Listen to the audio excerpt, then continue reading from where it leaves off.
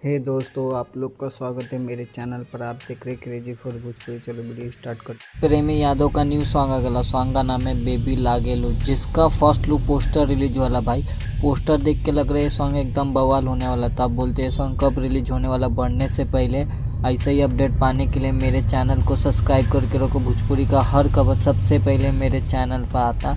Star cast में नज़र आने वाला है प्रमोद प्रेमी यादव और सपना चौहान, जो एक्ट्रेस नज़र आने वाली है। और इसको गायल है प्रमोद प्रेमी यादव और गोल्डी यादव, और इसको लिखे अजय बच्चन और म्यूजिक डायरेक्टर है विक्की बॉक्स। और ये सॉन्ग बहुत ज़बरदस्त होने वाला। और इसी के साथ और एक सॉन्ग का अपडेट देने वाला, जो अंकुश राजा का सॉन्ग है रुपया से किन लेब। ये इसका भी फर्स्ट लुक पोस्टर रिलीज हो रहा है।